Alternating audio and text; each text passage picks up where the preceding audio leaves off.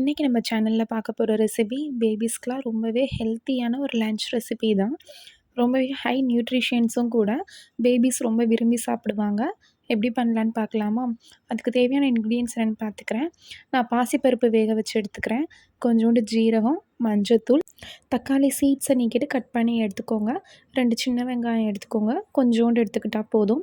நான் இதில் கீ எடுத்துக்கிறேன். நம்ம பேபிஸ்க்கு கொடுக்குறனால ரொம்பவே நேச்சுரலாக கிடைக்கிற கீயாக பார்த்துக்கோங்க. வீட்டிலேயே செஞ்சாலும் ஓகே தான்.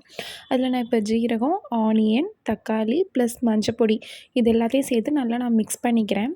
நல்லா அது வதங்கணும். அதுக்கப்புறம் நம்ம இதில் பாசிப்பருப்பு நான் ஆட் பண்ணிக்கிறேன். பருப்பு நீங்கள் வேக வச்சு ஆட் பண்ணாலும் சரி, இல்லாட்டி இதில் போட்டுட்டு நீங்கள் தண்ணி ஊற்றி மொத்தமாக ஆட் பண்ணிக்கிட்டாலும் ஓகே தான். இப்போ நல்லா மிக்ஸ் பண்ணி விட்டுக்கோங்க. உங்களுக்கு தேவைன்னா நீங்கள் சால்ட் ஆட் பண்ணிக்கோங்க, இல்லாட்டி ஆட் பண்ணிக்காதீங்க. இதில் ஒரு பிஞ்ச் பெருங்காயம் போட்டுக்கோங்க. பேபிஸ்க்கு ஈஸியாக டைஜஸ்ட் ஆகும். நான் ஆல்ரெடி காலிஃப்ளவர் பாயில் பண்ணி எடுத்திருக்கேன். அந்த காலிஃப்ளவரை நான் இதோட சேர்த்து ஆட் பண்ணிக்கிறேன்.